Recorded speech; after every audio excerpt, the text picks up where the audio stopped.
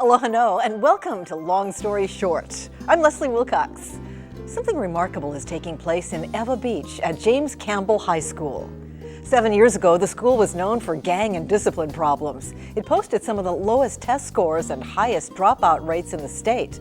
Fewer than half its students were graduating. This year, the school says 99% of its seniors will earn diplomas. Test scores are way up, and Campbell High School is earning academic awards and accolades. What happened? Well, we're about to meet a petite and powerful agent of change named Gail Awakuni. Long Story Short with Leslie Wilcox, produced with Sony Technology, is Hawaii's first weekly television program produced and broadcast in HD. High definition. It's in Sony's DNA. A veteran public school teacher and DOE administrator, Gail Awakuni became principal at Campbell High School just before the school year began in the year 2000. Within 4 years, she'd been named State Principal of the Year and went on to top national honors. I would like to announce that Dr. Awakuni is the National High School Principal of the Year for 2004. Her vision was to create a school in which students would be welcome, students would be cared for, and students would go out with the knowledge and skills that they would need to be successful. And Dr. Awakuni, your principal, started with a plan, and she actually put all this to action. She says no need to call her doctor. Many of the students simply call her Ms. Gail Awakuni's plan and actions have led to tremendous changes in attitudes and achievement at Campbell High School. 10 years ago, the school says 10% of its students went on to college. Now more than 70% do. 7 years ago, 30 students took College Board advanced placement exams. This year, nearly 400 will. Let's meet Gail Awakuni, the principal and principal mover and shaker of Campbell High School. This is amazing, isn't it? It's like this explosion of success and achievement at Campbell in the last few years since you've been there. I need to explore this more with you because I know that there are lots of committed principals and other educators in our schools. I know they're knowledgeable. I know they make use of opportunities. But you've been able to marshal so many things together to make this happen. What is it about you? I don't think it's about me. It really is about the students and people at the school level who are willing to just put forth a lot of work and effort and make the school better. And I think that's the rallying point that we have, going for us, where you take a negative reputation and you turn that into something positive. And that has been, our mantra. So whenever we have a setback, then we just, okay, let's move forward and how we're going to fix this to make it better. And we're by no way a perfect school. We have our share of problems, and we haven't fixed all of the problems in the community either, and I don't think we ever will. But we do try to take one child at a time and try to help each child or try to better the situation for them. We're still working at it. What's the limit? Where does the gate on the achievement clang down? I don't think it ever ends. I think it's a continuous spiraling effect of continually trying to be better and improve. Once, I think, in like all civilizations, where they reach a point where they feel like they reached it, or have reached the point where they can just sit back and relax, and I think that's when civilizations crumble again. So you see no limits. So there's no limit. We just keep on moving forward and keep on, improving what we're doing. What's the toughest thing to change? I think the toughest thing to change is changing mindsets and attitudes. On the part of? People. Any person involved in the school. Any person. I think that is the most difficult. Also, having people believe in themselves and having confidence, developing the confidence to excel and to be the best that they can be. I think So everybody's their own worst enemy. mindsets, that's the most difficult. Changing mindsets. Mindsets. But, you know, it's possible when we see the successes. So everybody likes to see success and build on positive results. And I think that's the key, to look at the results and keep on climbing and keep on working at those results to see that we can better ourselves. For students in the academic middle, Principal Gail Awakuni spearheaded the AVID program, offering advancement via individual determination. She also established small learning communities, academies within the school which educate students along the pathways of their chosen careers. We all talk about metrics in business. The metrics, the measurements, the quantification of education, there are a lot of really encouraging signs and transformations at Campbell High School. What are some of them? Well, we use the data to actually start our work, because that was our assessment, and to see where we're at and how we're going to go and where. And every time the reason why I measured the growth was to encourage and motivate everybody to keep on going, because when they say success breeds success, that really is true. Really is true, because with our little successes, that is how we grew, and it got bigger and bigger, and each time we were pleasantly surprised. Well, what at was our the growth. first success you had? What was that first measurement that you thought, wow? I think the first big measurement was when we started our reforms, and teachers noticed that they had a classroom full of students, and they were asking for more desks and chairs because they didn't have enough. And that was the first sign where they noticed that students were coming to class and staying in class. And the measurement at the end of the year, when we noticed significant drop in our retention rate, for example, the freshman class, where we had a class of 700 and 350 freshmen were being retained, and then we had, reduced that significantly. And through the years, it came out to about 55 each freshman class, and now we're down to about 20. What caused that? What happened? A school-wide reform, starting from, we decided to focus on the 9th grade, and we contracted Johns Hopkins University to help us. Where'd you get the money to do that? We used our school money from our federal funds, as well as the state funding, and we wrote grants. Lots of grants those beginning years. So we did start off with a planning grant, which is a federal grant, and it took us a year to plan and make our plan what we're going to do. And then the second year was implementation. Then we went out and we got a small learning community implementation grant. So those monies helped to quick start us. We also had donations from the community. James Campbell Estate, for example, was very much behind of us. Gave us a check for $150,000 to get started. So you organized the school into small learning communities, and what else? And so we started the 9th grade, then we replicated the 10th grade academy, and then the upperclassmen were the small learning communities into their electives, and we measured and we watched the growth of our students. Also too, competitions help. So from the community there, as well as the Department of Education, where there are state and national contests, and we started preparing our students for these contests. And then when they started winning, that was an extremely strong motivator. For example, in 2004, when our math team won the statewide math bowl. The first time a Leeward Oahu school had ever won the math bowl. And also first time for Campbell. And so that was, I think one of the greatest incentives. It helped the students and the whole school to see we can do it, and to forge forward and each time they're seeking, greater success or do better. No, That's the measurement. I want to know where this came from, because clearly there is your leadership at work. Where did you get this stuff? How did you set this transformation in place?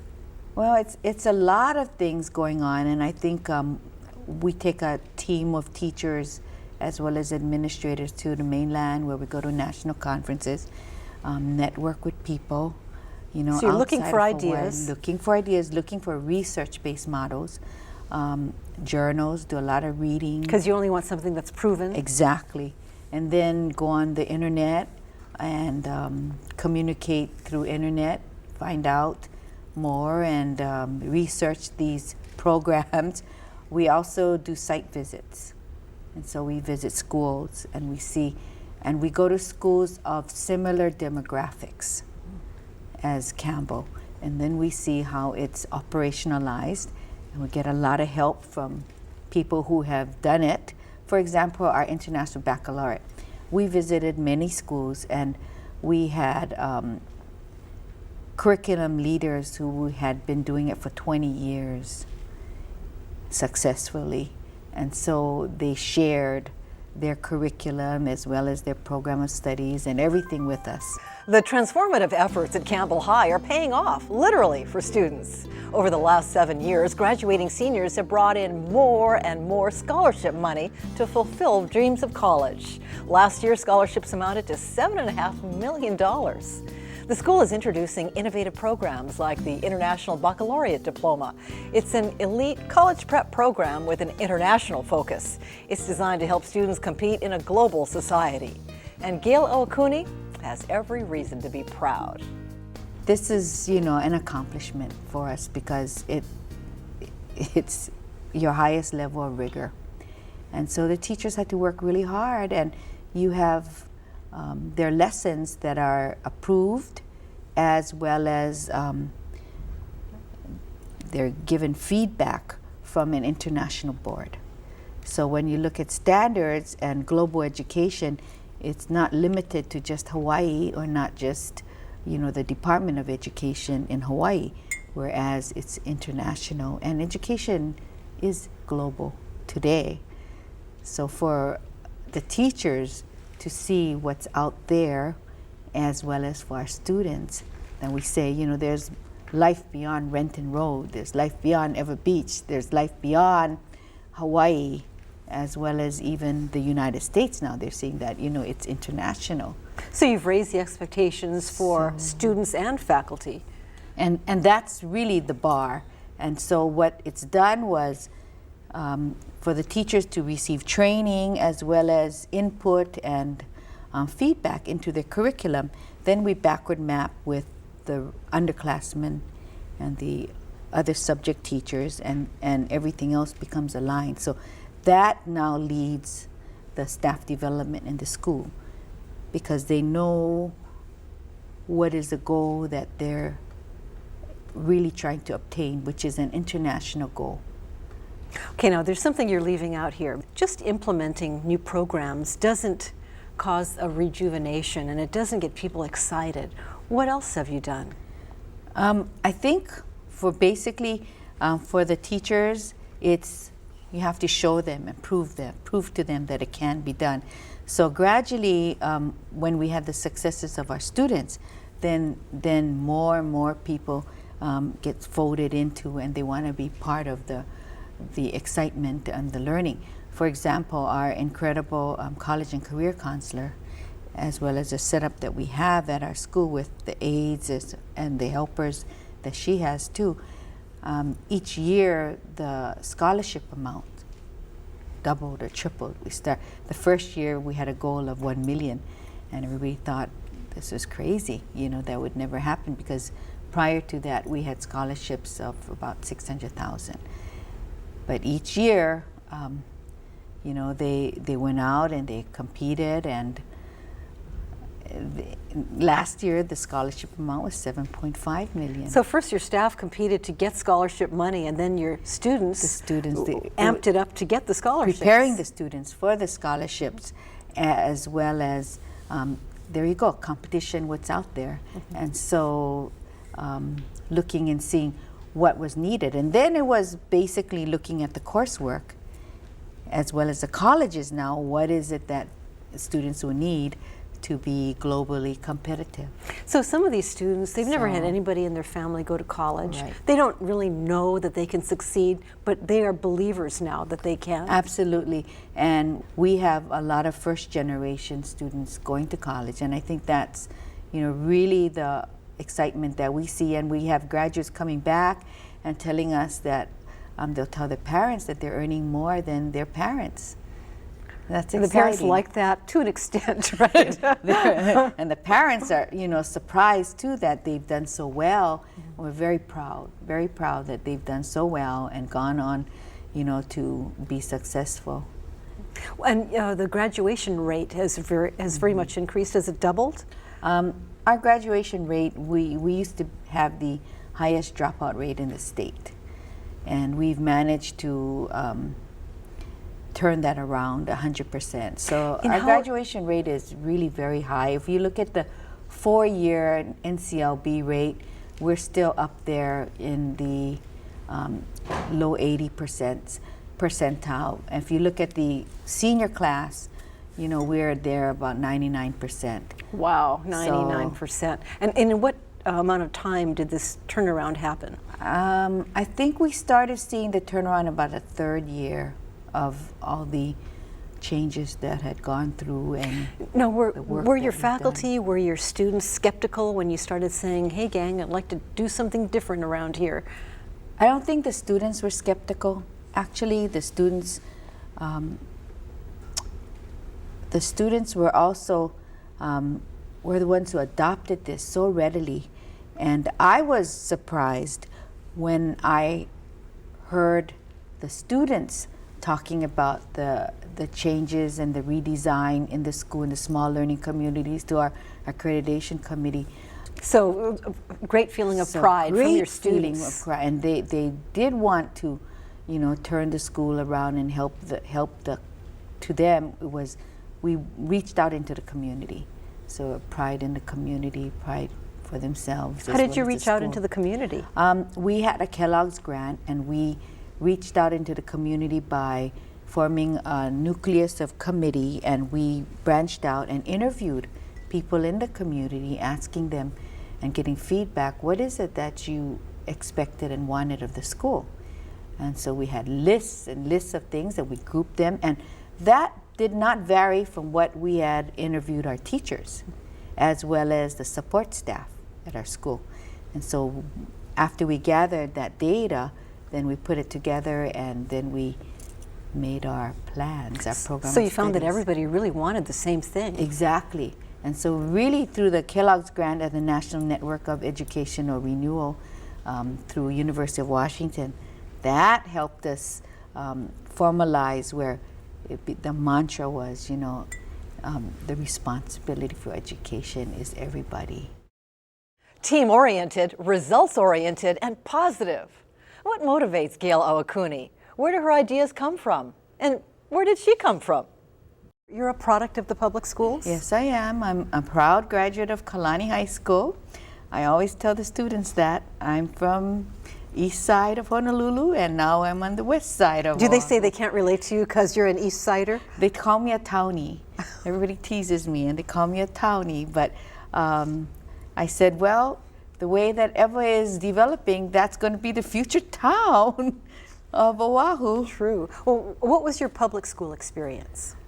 Well, I think that as I recollect and I compare past to now, I know that the public school is doing far more than what I've experienced, but it was always a very positive experience for me. I attended Kahala Elementary, then Kaimiki Intermediate, then Kalani, then UH system, so it's been public education all the way. And you never felt, oh, gee, other folks have the chance to go to private school, but not me. I got to go public. Well, for us, it was not even a choice because my parents couldn't afford it, and they made it real clear that they couldn't afford it. So we just had to make the best of whatever we had. But did you feel you were losing something? No, I never felt that I was being shortchanged or anything. I still remember my teachers. They're extremely caring, and and I learned. Although inspired by her teachers, Gail Awakuni didn't plan on becoming one until after she had finished college and started a family. My mother told me to go into teaching, and of course, you know, being in college, I said, no, I'm not going to listen to her. And then I majored in arts and science, and then it was, now what are you going to do with this job? Because it's either nursing or teaching. So I went back to school for teaching. You not only went to school, you got a PhD. Well, that just happened along the way. And it was just a matter of, my daughter was going through chemotherapy. She was a leukemia patient at that time. So I had, my friend had told me, I've got a wonderful program just for you to help you through this. And at that time, I got interested in public health. But at the same time, when I saw the impact of education with children as well as families, where really education is the key to even good health. To even good health. Good health. And so that's when I felt that I needed to get back into teaching and spread the word in that sense, where education really is a key to life. So the hospital could have been an aha moment for you to go into nursing, but instead it sent you right back into education. In teaching, you see hope and joy, and I think the hospital does that also. But at the same time, you see a lot of people go there when they have illness. Whereas in teaching, you see children and you see bright smiles every day. And that's what I felt, I needed to be there, where I'd like to see bright smiles every day and help people have hope and dreams and be a part of creating that dream for them. Did your daughter recover from leukemia? My daughter recovered. She's a leukemia survivor, and she's planning to go into nursing today. Oh, that's interesting. Mm-hmm. I had some great moments as a teacher, and when I moved into administration, I felt that here would be a way that I probably could impact more and really do what I felt that we could help more students. And it goes back to what I had felt at the hospital, that it's bringing access to people and opening more doors, because really education is the key. Being able to read and write, compute, think, ask questions. Those were key. And again, it's how to reach a larger group of individuals so that we always tell parents, education here, this is your life. And what we want for you and your child would be the best opportunity so that you go out and have a good quality of life. And really, that's what we're here to help and to do. I've got to ask you a question that you might not like. You're a graduate of the public school system. You have been employed by the public school system, and yet you chose to send a couple of your children to private school. I think I've sent two to private, and one went through the public school system. And I would say that, I've learned from sending them to private school, as well as I think that I've brought some of those ideas with me to the public sector, so that we can make our school just as good as a private school, because I believe that access, that everybody should have access. And I'd like to make Campbell, just as good as a private school, so that parents will have a choice, and those who can't afford private education can have just as good an education at Campbell High School or in a public school. And I think, it's a lot of guidance from home that is necessary. And again, I'm looking at the needs of the individual and finding the best fit. You've seen some of the private schools, you've seen the public schools. You really think you can even things out? I think we can. And that's what we're trying to do at Campbell. It's really networking and taking that and trying to make things, better. And even when we were interviewed at Campbell with the International Baccalaureate Committee, the question was, why Campbell? And Superintendent Hamamoto said, why not Campbell? And that's what it is, why not? And so we could have just as much and do just as well as any private school. Indeed, why not? Here at PBS Hawaii, we get to share stories of discovery and diversity of local community interest, like this one of Campbell High School's growing culture of high expectations and achievement. Mahalo to Dr. Gail Awakuni and to you for joining me for another Long Story Short. I'm Leslie Wilcox. Until next week, ahui ho kako. Long Story Short with Leslie Wilcox is produced in HD by PBS Hawaii with Sony technology. High definition, it's in Sony's DNA. Dr. Awakuni has brought recognition to the school through you. So you've helped her realize her vision, and you are her vision. In addition to that, this past year, Dr. Awakuni also received the Tokioka Award for Outstanding School Principal. When they asked her, what are you going to do if we give you $15,000? Her answer was she would give it to the school to start the AVID program. So whatever she gets, it comes back to the school. So your principal has been not only a person with vision, but she's also a person who made that vision come alive, and she made that vision a reality.